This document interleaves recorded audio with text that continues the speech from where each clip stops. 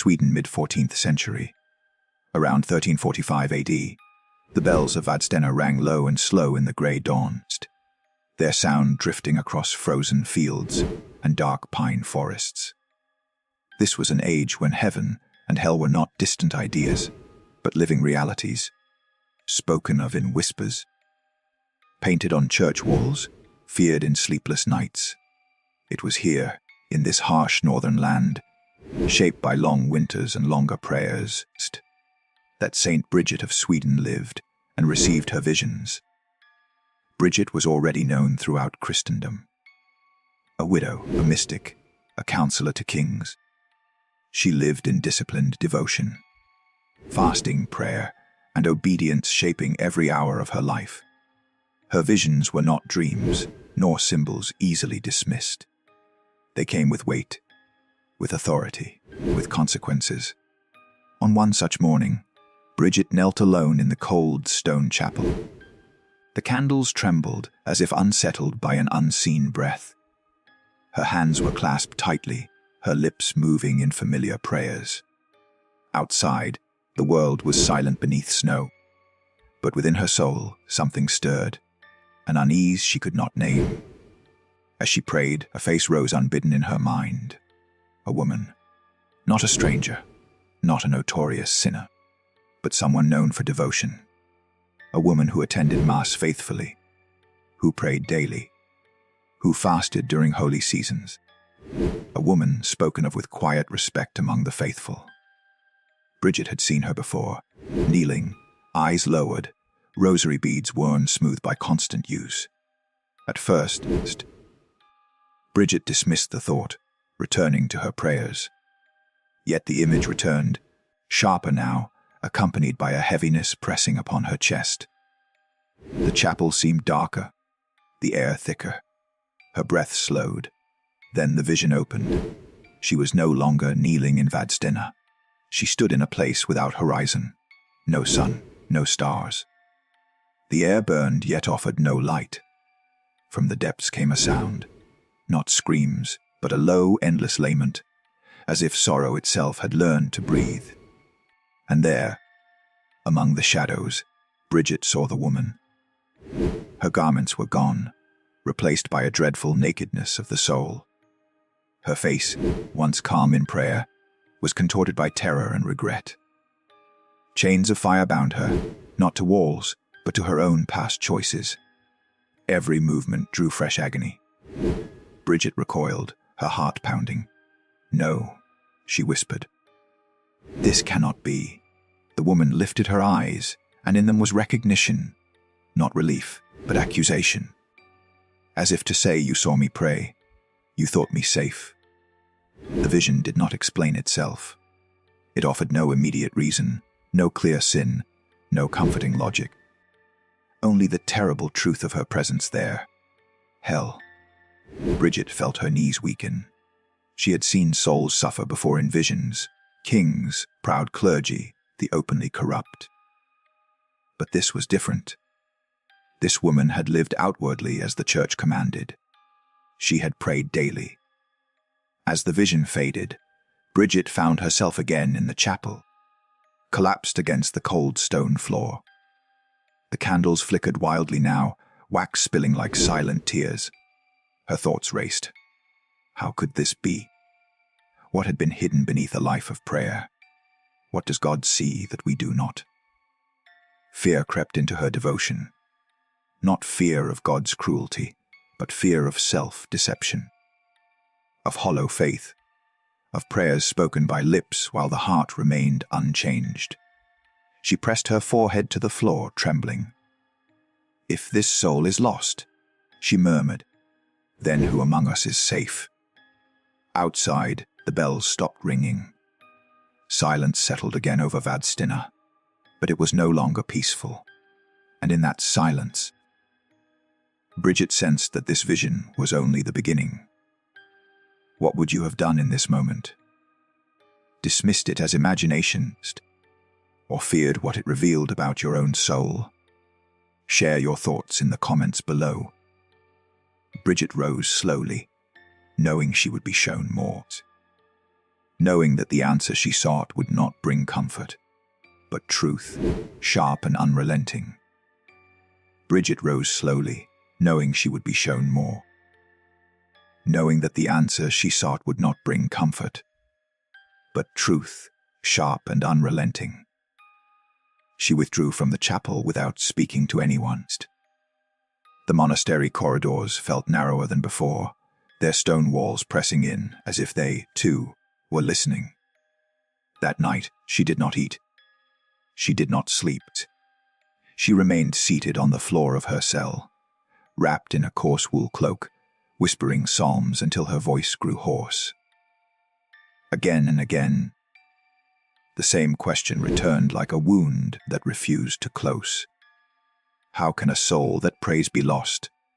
Near the third watch of the night, when even the monk's footsteps had faded and the world seemed suspended between breath and heartbeat, the air changed. The lamp flame stilled. A presence filled the cell. Not violent, not gentle, but absolute. Bridget lowered her eyes. Then the vision came. She was shown the woman's life, not as others saw it, but as God weighed it. Scenes unfolded like shadows cast by firelight. The woman kneeling in church, lips moving swiftly through memorized prayers. The same woman rising quickly afterward, irritation flashing when others delayed her path. Acts of devotion performed precisely, rigidly, like debts paid rather than gifts offered. Bridget watched as the woman gave alms publicly, yet inwardly despised the poor. She fasted, yet judged those who could not. She confessed sins, yet excused them in her heart, even as she named them with her tongue. The most terrible revelation came quietly. In moments of prayer, the woman did not seek God. She sought assurance. She loved the appearance of holiness more than humility. Her prayers were shields, not surrender. Each rosary bead counted like a tally, as if heaven were bound by arithmetic. Bridget felt a tightening in her chest. She prayed. Bridget whispered. She believed herself faithful. The presence answered, not with sound, but with understanding pressed directly into her soul. She honored me with her lips, but her heart remained untouched. The vision shifted. Bridget now saw the woman in her final hour.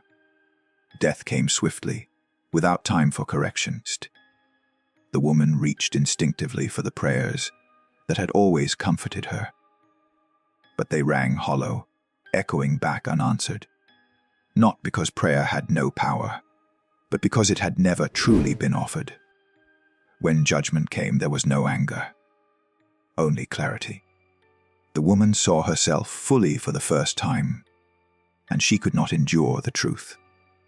Hell, Bridget understood then, was not merely punishment. It was the soul fleeing from the light it had pretended to love. The vision receded, but its weight did not lift. Bridget wept, not for the woman alone, but for countless others like her. For those who mistook habit for holiness. For those who lived within the walls of the church while keeping their hearts sealed shut. At dawn, Bridget went to Mass. She watched the faithful file in, heads bowed, hands folded, and wondered which prayers were alive and which were empty shells. She felt no superiority, only fear, a holy fear sharpened by mercy. How many times have I prayed without listening? How often have I sought comfort instead of truth? Her hands trembled as she crossed herself. Could you face the possibility that devotion, without humility, might lead not upward, but away from God? Share your thoughts in the comments below.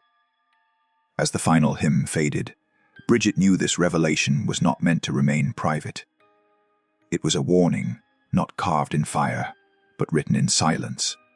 And soon, she would be shown how such a fate might yet be avoided or sealed forever. And soon, she would be shown how such a fate might yet be avoided or sealed forever. That evening, as the last light drained from the winter sky, Bridget returned once more to prayer. Not in the chapel this time, but alone, kneeling on bare earth beyond the monastery walls. The cold seeped through her garments, biting her knees, yet she did not move. She asked not for visions, nor for understanding, but for mercy, for herself and for those who walked blindly in devotion without surrender. The silence deepened. Then the final revelation came. Bridget was shown a narrow path, illuminated faintly from above. Souls walked upon it, some steady, others wavering. Among them appeared the same woman. But this was not the soul in torment. This was the woman as she had been in life, given one final, terrible clarity. Bridget understood at once. This was not a second chance, but the moment before the end, the moment that determines everything. The woman stood still, aware now of every hidden motive, every unrepented pride. She saw how easily her life could have turned, how a single honest confession, a single prayer spoken with humility instead of self-assurance, might have opened her heart to grace. But the path required one thing she could not bear to give: her self-image. She was asked to step forward not as the devout woman she believed herself to be, but as a sinner in need of mercy. The light did not accuse her. It waited. She hesitated, and in that hesitation, her soul chose itself over truth.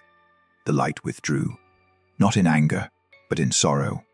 The path faded, and the woman fell away into the darkness she had always kept hidden within. The vision ended. Bridget remained kneeling long after the presence departed, her face wet with tears. She understood now that prayer, fasting, and outward devotion were not false, but dangerous when stripped of humility. That hell was not filled only with those who hated God, but with those who loved a version of Him that never demanded their hearts. In the days that followed, Bridget spoke softly, but firmly to those who sought her counsel. She urged them not to pray more, but to pray truer, not to count their devotions, but to examine their souls, to welcome correction, to fear pride more than punishment.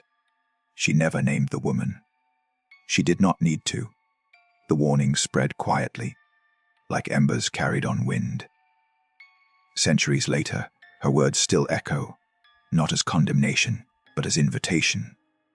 An invitation to step into the light without disguise. To let prayer change us, not merely comfort us. Because the most frightening truth Bridget learned was this: a life filled with prayers can still be empty of surrender.